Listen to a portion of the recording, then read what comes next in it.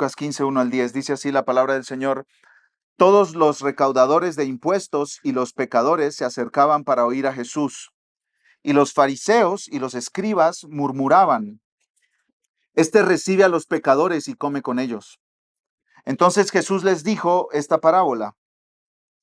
¿Qué hombre de ustedes, si tiene 100 ovejas y una de ellas se pierde, no deja las 99 en el campo y va tras la que está perdida hasta que la haya?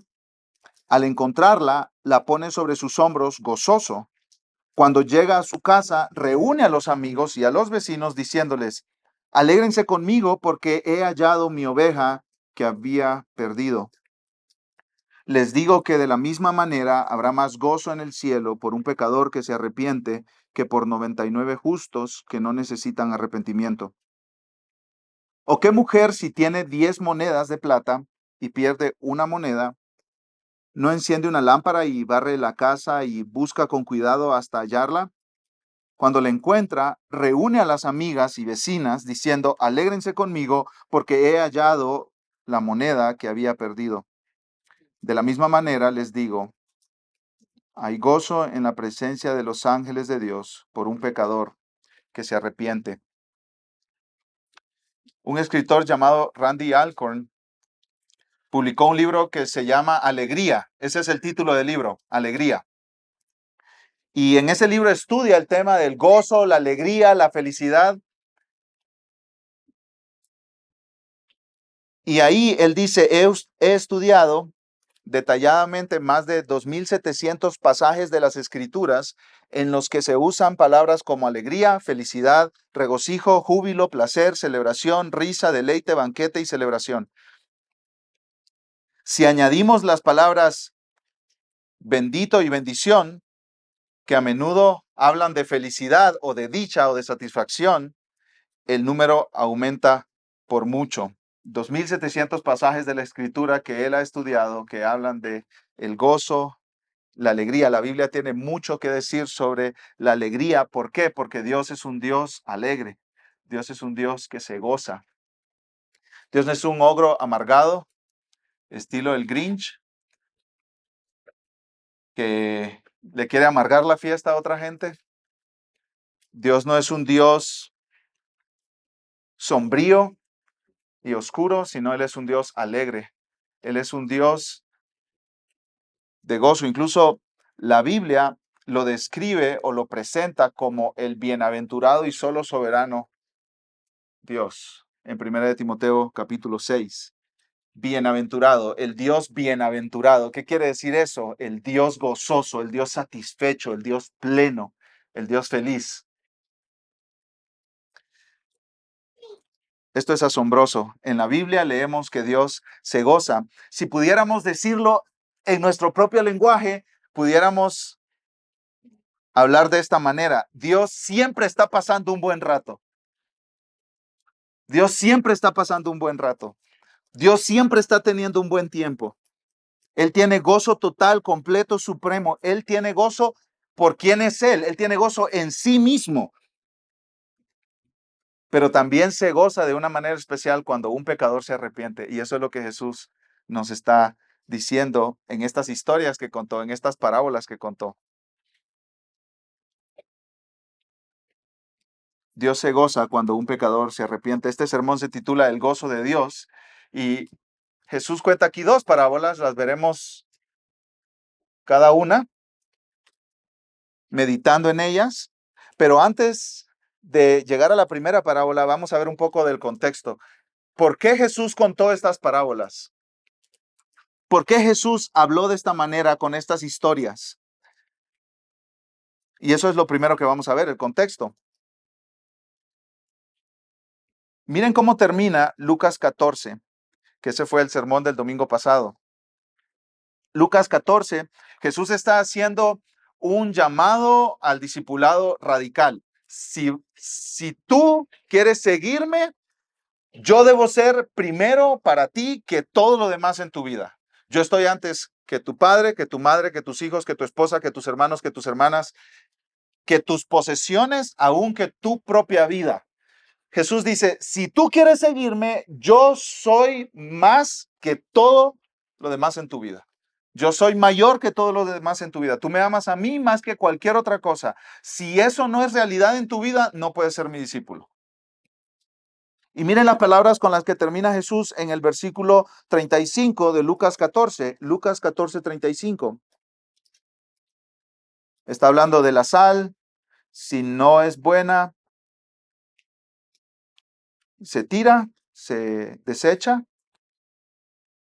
No es útil ni para la tierra, ni para el montón de abono, la arrojan fuera. Y mira lo que termina diciendo Jesús ahí, el que tenga oídos para oír, que oiga.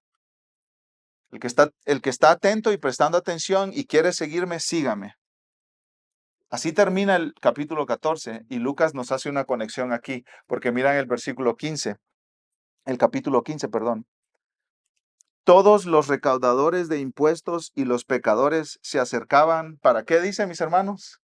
Para oír a Jesús. Jesús dice en el capítulo 14 al final, el que tiene oídos, oiga. ¿Y quiénes se acercaron para oír? Los hombres y las mujeres con peor fama de Israel, los que eran rechazados por los religiosos. ¿Quiénes eran los recaudadores de impuestos? Eran judíos que se habían aliado con el imperio invasor para cobrar impuestos en su nombre y aprovecharse de sus compatriotas para que sus compatriotas los hicieran ricos a ellos. Imagínense de repente que Estados Unidos nos conquista políticamente. Ellos mandan en México de todas las maneras posibles. Ellos gobiernan, ellos ponen y quitan todo tipo de gobernantes en el país y empiezan a querer cobrar impuestos, pero nadie le quiere pagar impuestos. No, yo no les voy a pagar impuestos a los del norte. Y entonces ellos empiezan a contratar los mismos mexicanos para cobrar esos impuestos. Entonces, ahí hay varios mexicanos cobrando impuestos parados en las esquinas de las calles, amenazando a la gente, si no pagas impuestos te vas a meter en problemas con el gobierno del norte. Y entonces la gente empieza bajo amenaza a pagar sus impuestos, ¿cierto? Bajo amenaza. Pero estos mexicanos recaudadores de impuestos tienen dos bolsas, una para el gobierno del norte y otra para ellos. Y el gobierno del norte les ha dicho, yo quiero mis impuestos, tú dame mis impuestos, pero tú cobra lo que tú quieras, además de mis impuestos. Y ellos empiezan a hacerse ricos y a hacerse millonarios y multimillonarios a costas de qué? De sus propios compatriotas. ¿Cómo los veríamos a ellos nosotros aquí en nuestra república? Con malos ojos, ¿cierto? Están aliados con este imperio que ha venido a tomar posesión de nosotros y nos están quitando nuestro dinero que nos ha costado mucho ganárnoslo. Bueno, esa era la situación en Israel. Israelitas, judíos trabajando para el imperio romano e enriqueciéndose a costa de sus compatriotas. Eran odiados. Nadie quería tener contacto con ellos. Nadie iba a su casa para comer con ellos. Nadie los invitaba a comer a sus casas. Especialmente los líderes religiosos de Israel los rechazaban. Pero ellos eran los que se acercaban a Jesús. Todos los recaudadores de impuestos y los pecadores se acercaban para oír a Jesús. Y esa frase, los pecadores, era el grupo de personas rechazados por la élite religiosa del país. El grupo de personas rechazados por la élite religiosa del país. Prostitutas, gente de muy mala reputación, gente que había tenido diferentes parejas en su vida y que no eran bien vistos por la comunidad.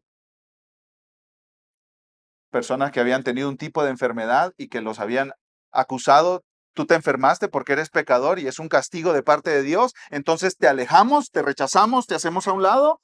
Y ellos eran los que venían para escuchar a Jesús. Jesús dice, el que tiene oídos, oiga. ¿Y quiénes tenían oídos para escuchar el mensaje de Jesús? Esta gente, los recaudadores de impuestos y los pecadores. Ellos se acercaban a Jesús. Ellos querían estar cerca de Jesús. Ellos estaban prestándole atención a sus enseñanzas. Pero miren el versículo 2. Habían unos que sí tenían oídos para oír y estaban oyendo, pero había otros que no tenían oídos para oír y no estaban oyendo a Jesús, no estaban escuchando a Jesús. Versículo 2. Y los fariseos y los escribas murmuraban, este recibe a los pecadores y come con ellos. Como, ¿qué le pasa a este? ¿Sí? ¿Quién es este? ¿Qué se cree este?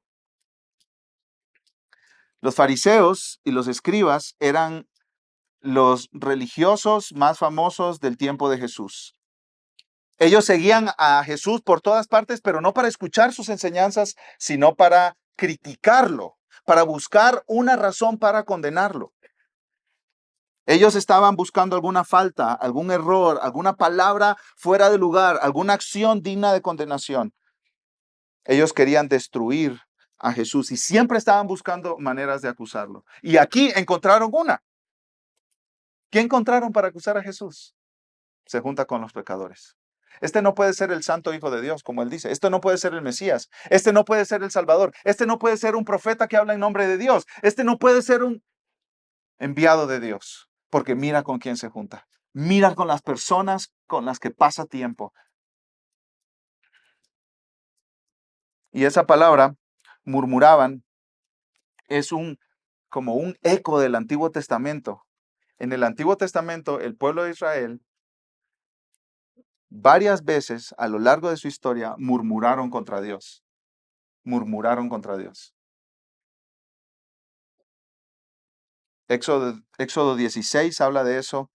Números 14, Josué 9, murmuraban contra Dios.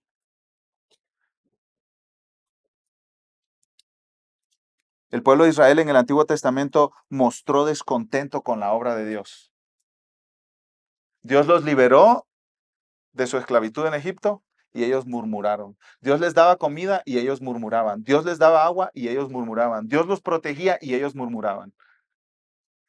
Se quejaban, expresaban su descontento. Y aquí están los fariseos y los escribas, los religiosos, los que conocen la ley de Dios, los que conocen el Antiguo Testamento, los que se saben todos los salmos de memoria, los que se saben de Génesis a Deuteronomio de memoria. Aquí están ellos y están murmurando, están descontentos con Jesús. No les gusta lo que Jesús hace.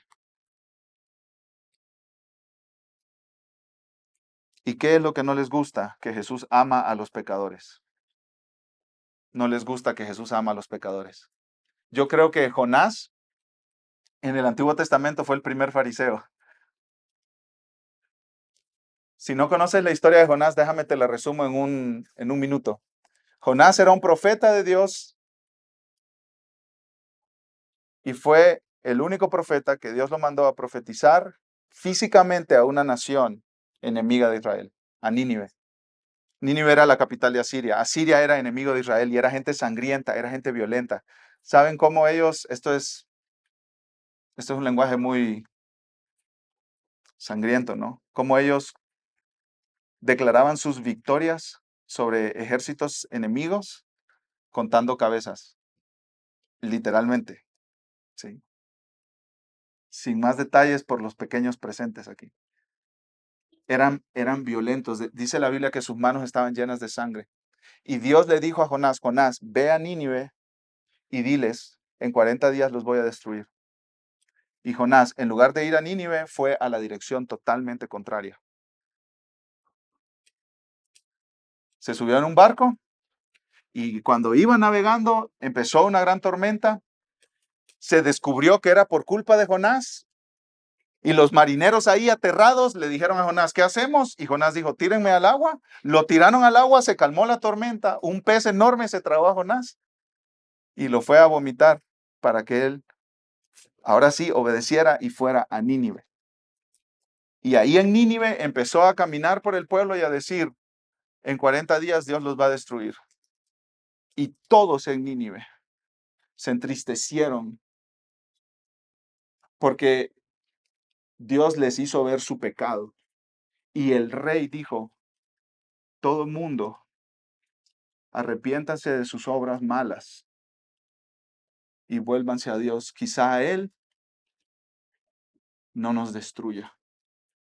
Y dice la Biblia que Dios vio el arrepentimiento en los ninivitas y no los destruyó. ¿Y cuál fue la respuesta de Jonás? Se enojó, porque Jonás quería verlos destruidos. Se enojó, hizo un berrinche Jonás. Y Dios le preguntó, ¿estás enojado, Jonás? Sí, en gran manera. Estoy enojado porque tú perdonas pecadores. No se supone que debería ser así. Tú deberías perdonar y alcanzar solamente a la gente buena, no a la gente mala. Y yo soy bueno y los israelitas somos buenos y estos son malos. Estos tú los tienes que destruir y a nosotros tú nos tienes que hacer bien. Los fariseos y los escribas, descendientes de Jonás, como muchos hoy en día, descendientes de Jonás y de los fariseos y de los escribas. Yo soy buena persona, merezco que Dios me trate bien. Aquel es mala persona, merece que Dios lo trate mal. Y estos hombres estaban enojados, murmurando, quejándose, expresando su descontento. ¿Por qué? Porque Jesús ama a los pecadores. Porque Jesús ama a los pecadores. Imagínate estar enojado porque Jesús ama a gente mala. ¿Sabes quiénes son los únicos que se enojan porque Jesús ama a gente mala? Los que se creen buenos. Los que no reconocen que son malos. Quizá Jonás no era tan sanguinario como los ninivitas, pero delante de Dios no era mejor que ellos.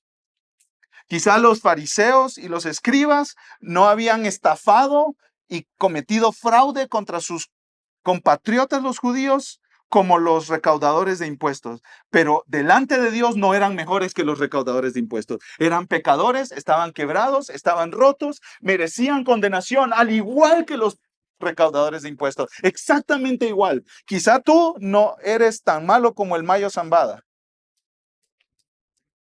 Y gloria a Dios por eso, porque no necesitamos dos Mayitos Zambadas.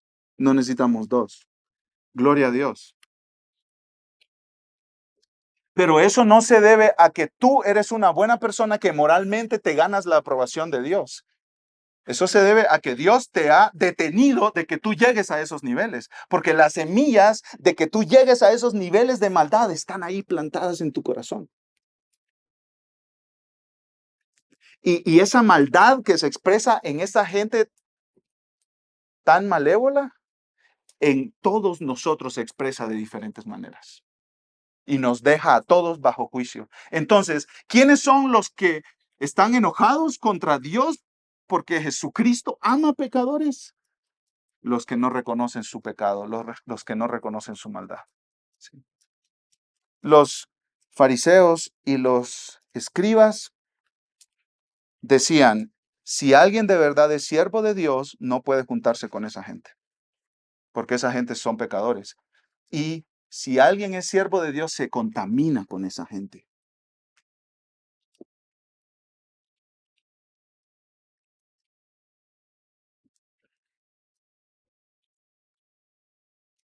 Imagínate, Jesús recibe a los pecadores y come con ellos.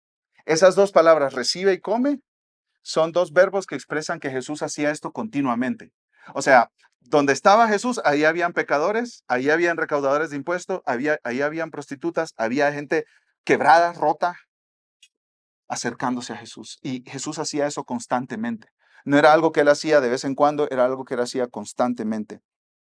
Y esa es la noticia más maravillosa que se puede escuchar, que Jesús recibe pecadores. No hay noticia más maravillosa que esa. Y al escuchar esa noticia tan maravillosa, estos hombres están enojados.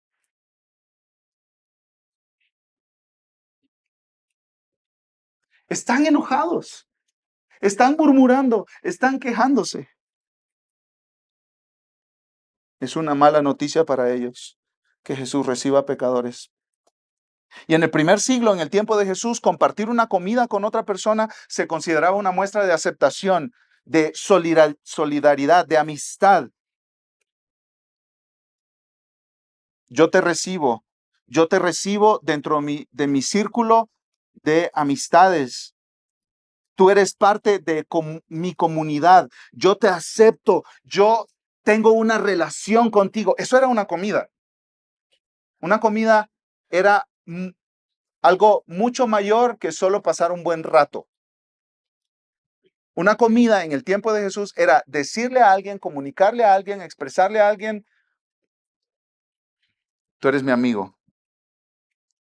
Dice un comentarista que en esa cultura una de las formas más tangibles de establecer este tipo de amistad era compartir una comida. Invitar a alguien a comer era una oferta de paz, confianza, hermandad y perdón. En resumen, compartir la mesa tenía el significado de compartir la vida. Y los fariseos y los escribas, ¿saben para qué usaban las comidas? Para marcar una línea, quiénes están dentro y quiénes están fuera. Quienes están dentro del círculo de personas que son aceptadas por Dios y bien vistas por Dios, y quienes están afuera, o sea, quienes no son bien vistas por Dios. La comida para los fariseos y los escribas era una declaración de los que están invitados, Dios los acepta, los que no están invitados, Dios los rechaza y los castigará por siempre.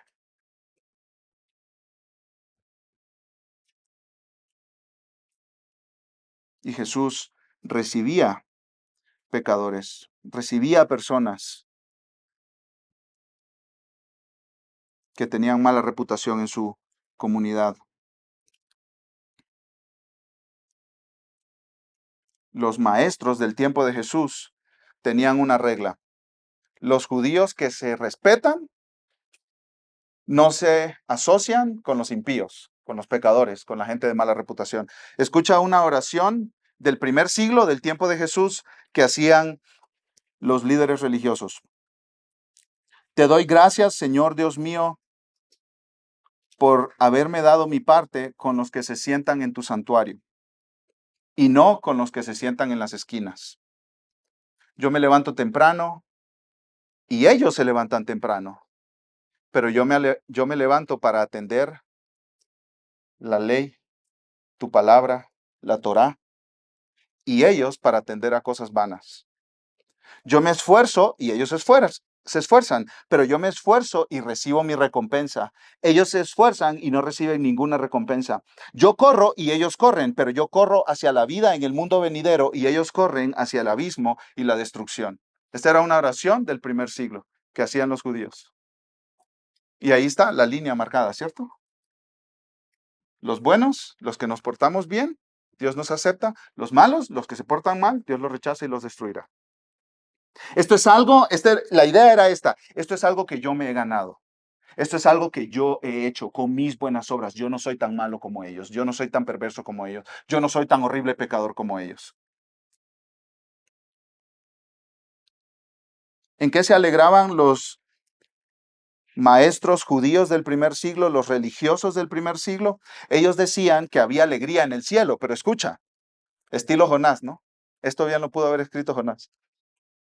La alegría era cuando personas irritantes eran vencidas, cuando personas malvadas eran aplastadas y cuando personas impías eran condenadas.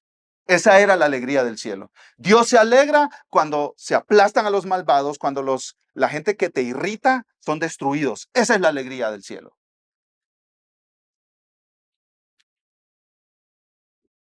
Entonces los fariseos se gozaban al condenar a otras personas y se enojaban, como en este caso, cuando Jesús extendía el perdón y la aceptación y la reconciliación con Dios a pecadores, a pecadores. Entonces, en este contexto, mis hermanos, Jesús contó estas dos parábolas. En este contexto, Jesús contó estas dos parábolas. Bueno, realmente tres, pero hoy veremos dos. ¿Sí? Realmente son tres parábolas. La de la oveja perdida, la de la moneda perdida y la de los dos hijos perdidos. ¿Sí?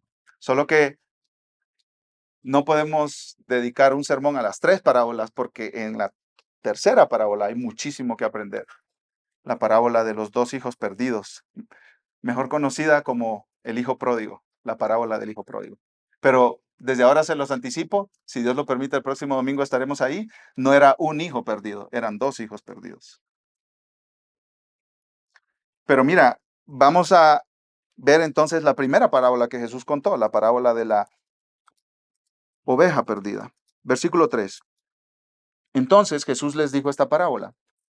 Una parábola era una historia de la vida cotidiana que todo judío se iba a relacionar con esa historia, iba a entender esa historia. Para enseñar, Jesús lo que quería hacer con una historia así era enseñar una realidad espiritual sobre su reino. ¿Qué hombre de ustedes, si tiene 100 ovejas y una de ellas se pierde, no deja las 99 en el campo y va tras la que está perdida hasta que la haya? Al encontrarla, la pone sobre sus hombros, gozoso. Cuando llega a su casa, reúne a los amigos y a los vecinos, diciéndoles, alégrense conmigo porque he hallado mi oveja que se había perdido. Les digo que de la misma manera habrá más gozo en el cielo por un pecador que se arrepiente que por 99 justos que no necesitan arrepentimiento. Esta era una imagen muy común en el tiempo de Jesús. Cualquier persona que viviera, incluso desde la infancia, podía salir de su casa en la mañana y ver pastores que estaban yendo hacia los valles a alimentar a sus ovejas. Sí. Esta era una escena muy común. Y las ovejas en una sociedad agrícola y ganadera eran muy importantes. Sí. Si se te perdía una, era una pérdida grandísima que tenías. Aunque fuera solo 1% del total de las ovejas que tú tenías. Este hombre tenía 100 ovejas y se perdió una, se perdió 1% de su ganancia. Pero en lugar de decir, no, pues tengo 99, no pasa nada. No, no se puede quedar ahí, no se puede quedar tranquilo. Su oveja está perdida y va en búsqueda de ella. Y todo este lenguaje que Jesús usa aquí es lenguaje del Antiguo Testamento. En el Antiguo Testamento Dios se presenta como el pastor de su pueblo. En el Salmo 23, el Señor es mi pastor y nada me faltará. En Ezequiel 34, que lo acabamos de leer, Dios dice, los pastores que yo puse para que cuidaran las ovejas se han aprovechado de ellas, pero yo iré a buscarlas.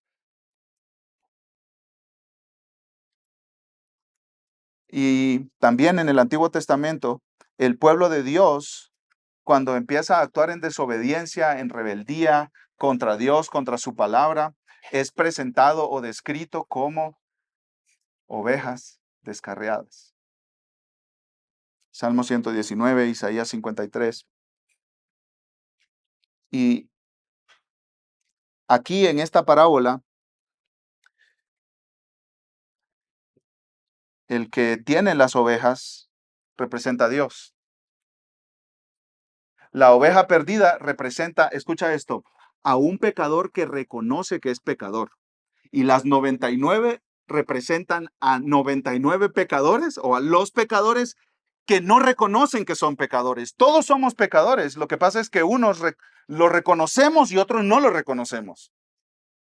Los que lo reconocemos decimos, yo he pecado contra Dios, yo he deshonrado su nombre, yo he roto sus leyes, yo necesito su misericordia. Suplico que Él tenga misericordia de mí, suplico compasión, le ruego que me perdone. Yo no lo merezco, pero se lo ruego. Y la salvación para estas personas es un regalo. Por otro lado están los pecadores que se creen justos, que se creen buenos, que rápido acusan a otros de pecadores, pero ellos no piensan que son pecadores. Sí, se equivocan, pues todos nos equivocamos, somos humanos, ¿cierto?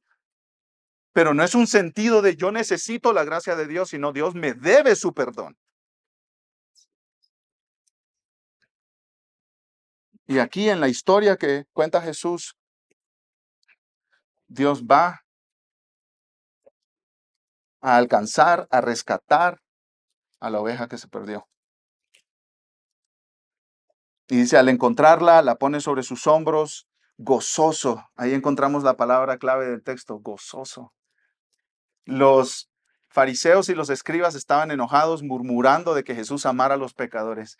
Y miren lo que hace Jesús. Jesús les dice, Ustedes piensan que Dios en los cielos está enojado porque yo me junto con los pecadores, pero yo vengo del cielo y yo les puedo decir qué está pasando en el cielo. En el cielo, lo que sucede cuando yo me junto con pecadores es que allá hay gozo. Es como si Jesús estuviera diciendo, ustedes tienen una imagen de Dios y del cielo que no es real. Yo se las voy a decir porque yo vengo de allá. ¿Y qué hay en el cielo cuando un pecador viene a Jesús? Cuando un pecador es hallado por el pastor, cuando un pecador es rescatado de su vana manera de vivir y conoce el verdadero gozo de Dios. ¿Qué hay en el cielo? Hay gozo. Jesús dice, yo conozco eso. Yo les voy a decir qué hay en el cielo cuando un pecador se arrepiente. Hay gozo. Es como si se te perdió una oveja.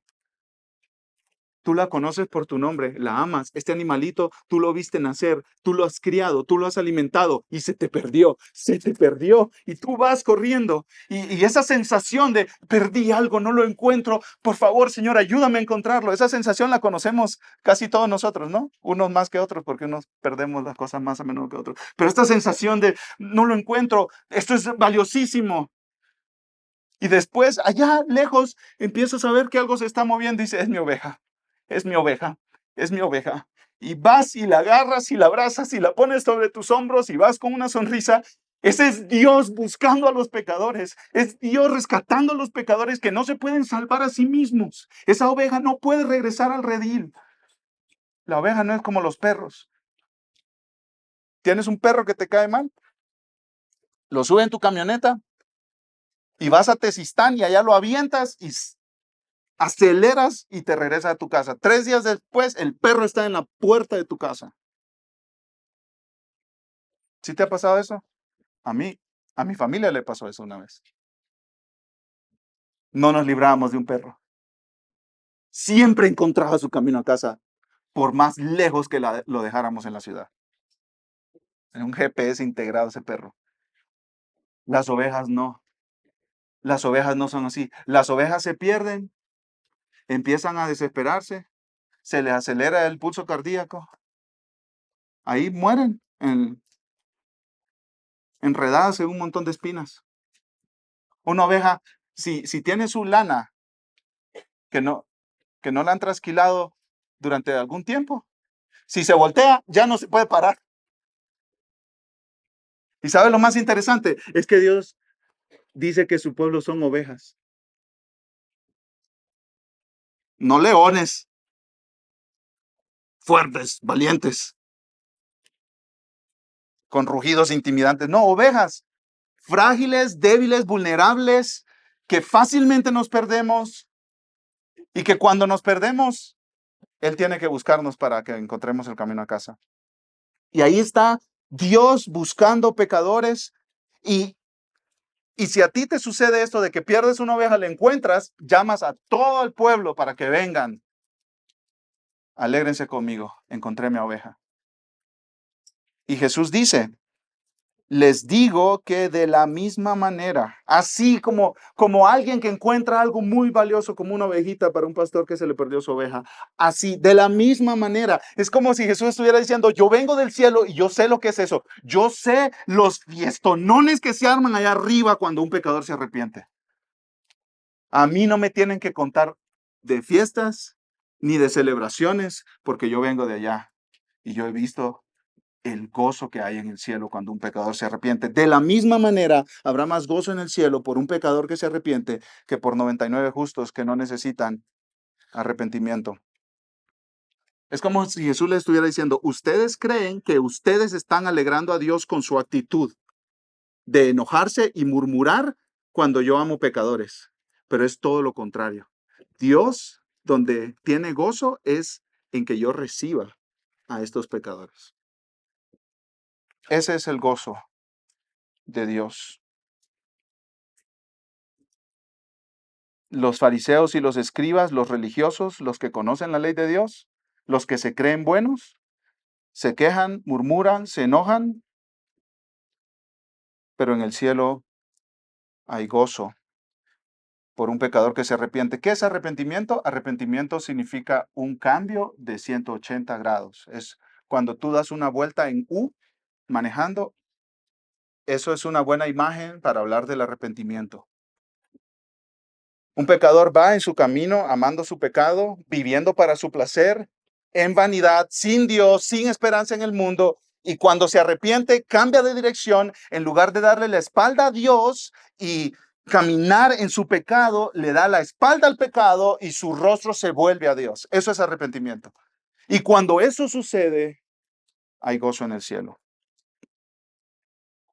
Una vida cambiada, una vida transformada por la gracia de Dios en Cristo.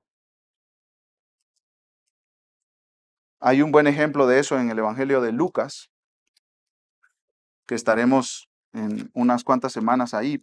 Les pido que me acompañen a Lucas 19, por favor. Lucas 19. Este era un hombre que era un cobrador de impuestos, llamado Zaqueo.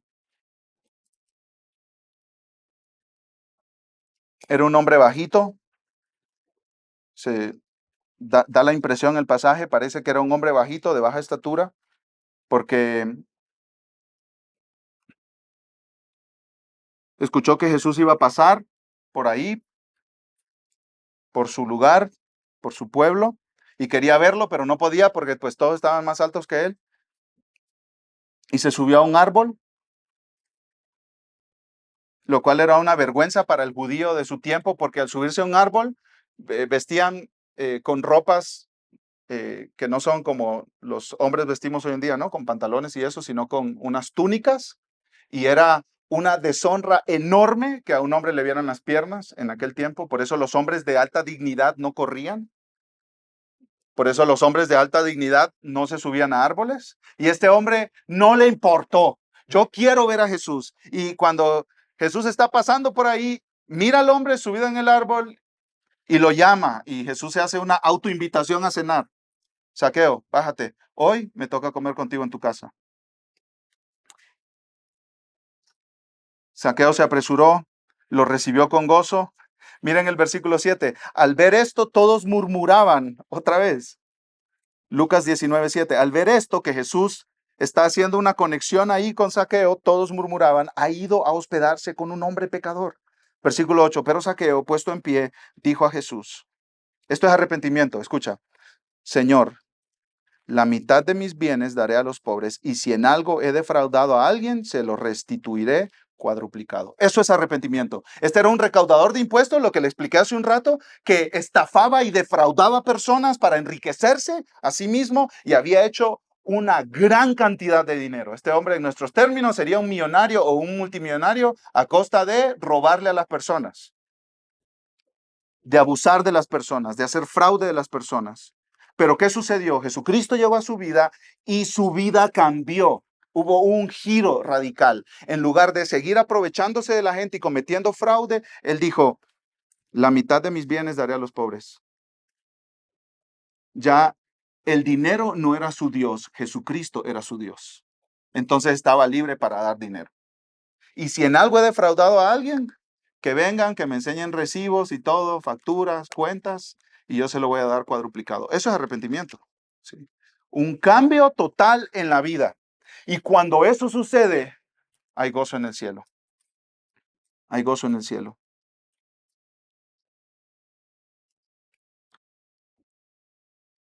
Y eso no es algo nuevo del Nuevo Testamento. Que hay gozo en el cielo cuando un pecador se arrepiente, eso no es algo nuevo. Escucha lo que dice Ezequiel 18:23. Dios dice, ¿acaso me complazco yo en la muerte del impío? Declara el Señor Dios, y no en que se aparte de sus caminos y viva. Ezequiel 18:32. Yo no me complazco en la muerte de nadie, declara el Señor Dios. Arrepiéntanse y vivan. ¿En qué se complace Dios? ¿En qué se goza Dios? En que los pecadores se arrepientan. En que los pecadores se arrepientan. Pero antes de arrepentirte, debes reconocer que eres pecador. Y hoy yo tengo buenas noticias. Jesucristo vino a la tierra, vivió una vida perfecta que tú no podías vivir y murió en una cruz y al tercer día resucitó para que todos los pecadores que reconocen que son pecadores, se arrepienten de sus pecados y creen en Jesús, sean reconciliados con Dios. ¿Y qué sucede? Si eso es una realidad en tu vida, hay gozo en el cielo. No rechaces a Cristo. ¿Por qué lo rechazas? ¿Por qué lo rechazarías? Esta es la mejor oferta, la mejor noticia que tú jamás has escuchado y podrás escuchar. En Jesucristo Dios perdona pecadores. Arrepiéntete y cree en Jesús como tu Salvador y tu única esperanza. Hoy. Y yo quiero traer una aplicación aquí para aquellos que trabajan mucho y se esfuerzan mucho para que otros conozcan de Jesús.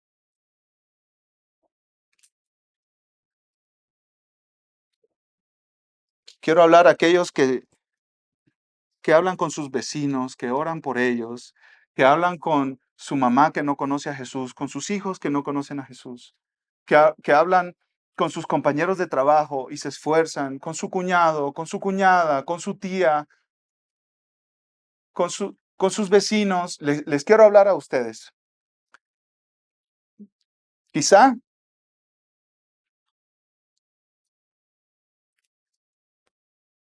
tú estás desanimado al ver tus esfuerzos de compartir el Evangelio y todo lo duro que es eso, ¿sí? Lo difícil que es eso. Y Dios salva a pecadores y hay gozo en el cielo cuando un pecador se arrepiente. Y a veces el medio que Dios usa es otro creyente. Es un cristiano como tú y como yo, normal. El pastor está buscando a los perdidos, el gran pastor Dios está buscando a los perdidos y el medio que usa eres tú y soy yo. Ese es el medio que Dios usa para buscar a los perdidos. Y ahí estás tú en nombre de Dios por los valles y los montes, por los espinales, buscando las ovejas de Dios.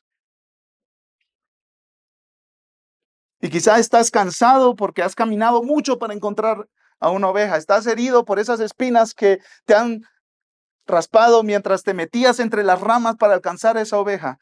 Y ahí tienes las cicatrices de estar hablando de Jesús con otros, mamás que están hablando de Jesús con sus hijos, hombres de negocios que están tratando de hablar de Jesús con sus compañeros y socios, familias que se están esforzando por alcanzar a sus vecinos con el Evangelio. Aquí están.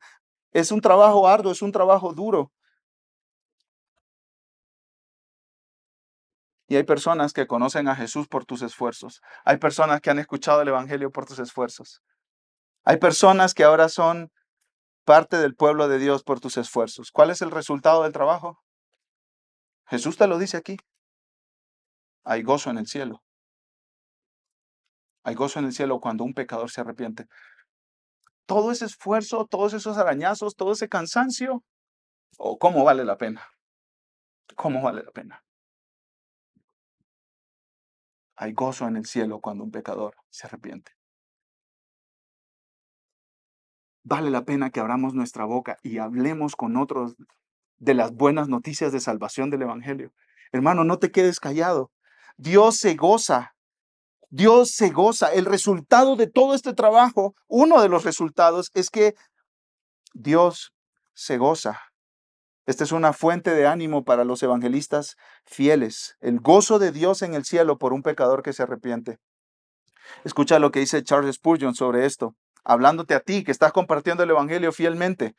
Ahora ustedes, trabajadores del Maestro, ustedes que imitando al gran pastor, al buen pastor, han ido a buscar la oveja perdida, han sido arañados por muchas espinas y están cansados.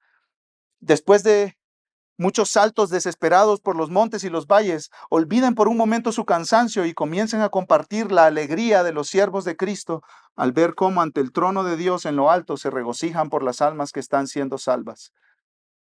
Creo que no hay nada más reconfortante para ustedes que sirven al Señor que ver el fruto de su servicio.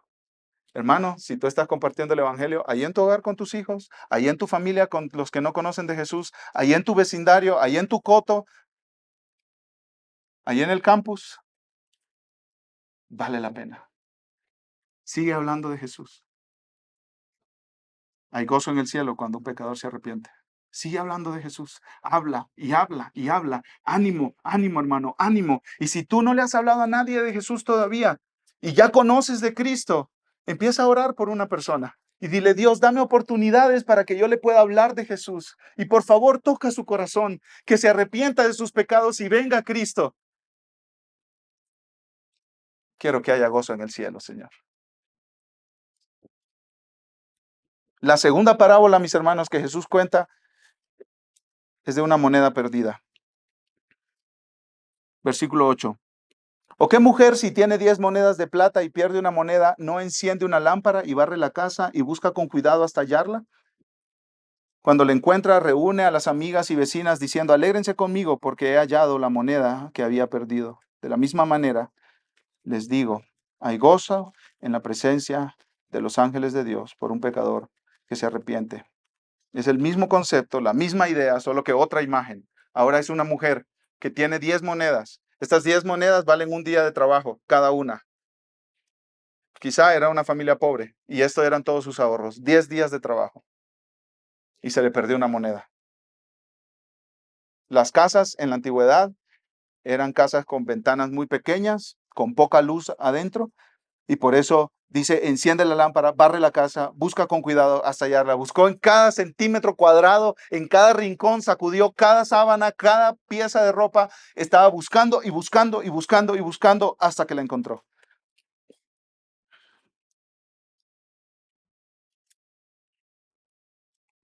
Y de nuevo, llamó a sus amigas, a sus vecinas, y les dijo, hey, perdí mi moneda, pero la encontré. Gócense conmigo, alégrense conmigo. Y Jesús vuelve a decir en el versículo 10, de la misma manera, exactamente así, sucede en el cielo. Se pierde un pecador, se aleja de Dios un pecador por su rebeldía, por su necedad, por su corazón duro, y Dios sale a buscarlo, y lo busca, y hace todo tipo de esfuerzos por buscarlo, hasta que lo encuentra. ¿Cuánto ama Dios a un pecador? ¿Cuánto ama Dios a un pecador? Y quizá hay alguien aquí que está exactamente así, perdido, perdido, vacío, como esa oveja allá en los montes, en los valles, vagando nada más. Y Jesús está comunicando aquí, Dios te ama y te está buscando. Dios te ama y te está buscando. No rechaces ese amor. Arrepiéntete y cree en Jesús como tu Salvador. En Jesús eres perdonado de todos tus pecados y reconciliado con Dios. No lo rechaces, no rechaces ese amor. Tú estás buscando amor, pero no lo encuentras y jamás lo encontrarás en este mundo. Y Dios te ama, te está buscando, recibe, no la recompensa de lo que tú mereces, de tus obras, porque eso sería el infierno eterno, sino recibe el regalo que Dios te da, que es el perdón de tus pecados por la obra de Cristo. Y si sucede eso en tu vida, ¿qué sucederá? En el cielo hay gozo en la presencia de los ángeles de Dios por un pecador que se arrepiente. ¿Dónde están los ángeles? ¿En la presencia de quién? ¿Quién está en la presencia de los ángeles? Dios. Los ángeles son testigos del gozo que hay en Dios cuando un pecador se arrepiente. Y aquí me encanta cómo Charles Spurgeon aplica este pasaje hablando de la perseverancia de los santos. Hay gozo en el cielo cuando un pecador se arrepiente. ¿Qué quiere decir? Que hay una celebración en el cielo sin ningún tipo de duda de que ese redimido llegará a la gloria algún día. Ese salvo, esa persona que ha abierto sus ojos para ver su pecado, arrepentirse de su pecado y creer en Jesús, esa persona será preservada por Dios hasta la eternidad. Escucha lo que dice Spurgeon. Hay un pensamiento que no puedo evitar mencionar en este punto. Estoy seguro que todos estos ángeles de Dios creen en la doctrina de la perseverancia final de los santos.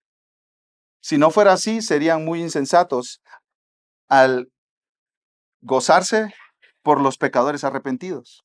Hay un viejo dicho que va de la siguiente manera: no hay que vender la piel del oso antes de cazarlo.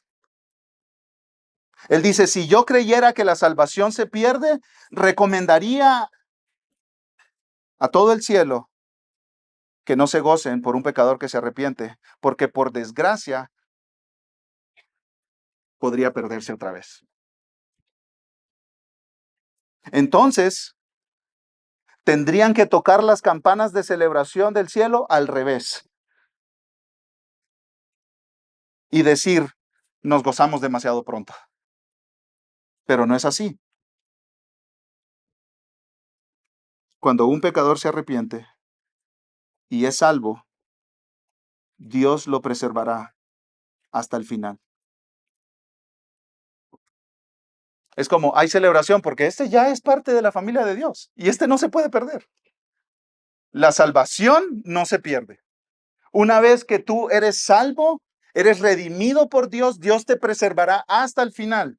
¿Qué dice Pablo en Filipenses 1? Estando persuadido de esto, que el que comenzó en ustedes la buena obra la perfeccionará hasta el día final. Creyente, amado hermano, amada hermana, con todos tus altos y tus bajos en tu vida, con tus tropiezos y fracasos y con todos tus pecados, si tú estás en Cristo, tú estás seguro hasta el final.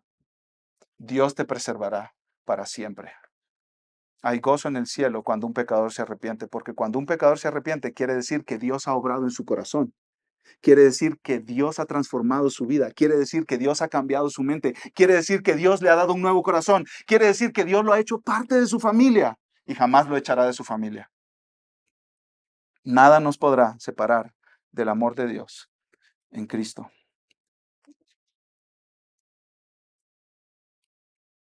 Creyente, amado hermano, amada hermana,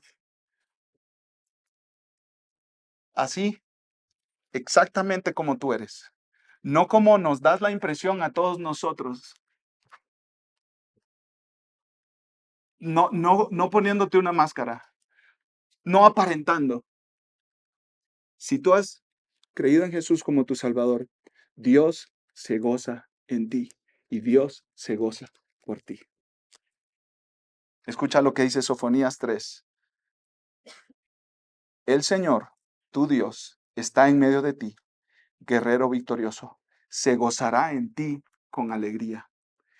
En su amor guardará silencio. Se regocijará por ti con cantos de júbilo. Recibe la gracia de Dios. ¿Has venido como decepcionado de ti mismo hoy? ¿Has venido como, ay, qué mal que soy, qué mal ando? Vengo a la iglesia, ¿a quién estoy engañando? Pero ahí está tu Salvador diciéndote, el Señor, el Señor se gozará en ti con alegría. Y sabes, no es por quien tú eres, no es porque tuviste una semana perfecta y todos tus devocionales en orden a las 6 de la mañana como dijiste. No es porque no has pecado, no es porque te has portado bien, no es porque has tratado bien a tu familia. ¿Sabes por qué el Señor se gozará sobre ti con alegría? Por Cristo. Porque tú estás cubierto de su justicia y de su santidad. Eres perdonado, totalmente perdonado. Así que, hermano, ¿para qué aparentar? Ven a la luz. Di, así soy yo. Y Dios se goza cuando tú te arrepientes la primera vez para venir a Cristo y todo el resto de tu vida cada vez que pecas. Dios se goza cuando te arrepientes. Se regocijará por ti con cantos de júbilo. Nuestros hermanos de los siglos antiguos, los pastores llamaban a Sofonías 3:17, el Juan 3:16 del Antiguo Testamento. Las buenas noticias de que Dios se goza en su pueblo. Oh, pero yo pequé esta semana. Sí.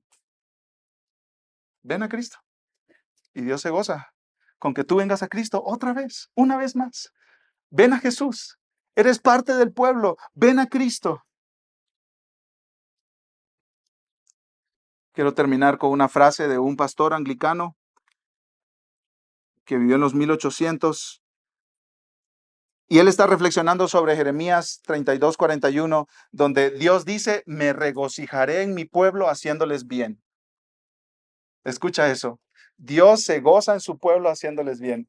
Ese es un concepto de la gracia de Dios. ¿Qué es la gracia de Dios? Esta convicción en mi corazón que Dios está haciéndome bien siempre. Con todo lo que pasa en mi vida, Dios está procurando mi bien. Todo lo que Dios hace es para mi bien. Las dificultades son para mi bien. Los momentos buenos son para mi bien. Dios está pensando en mí y me está haciendo bien.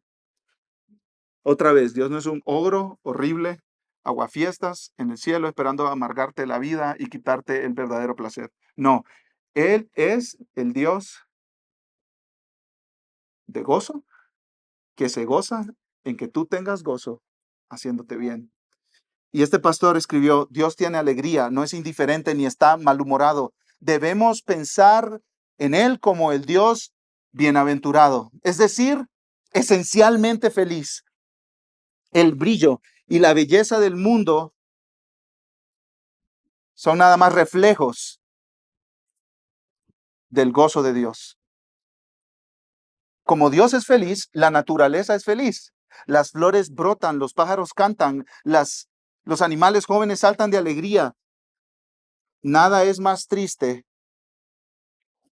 que las representaciones perversas de Dios como un tirano sombrío.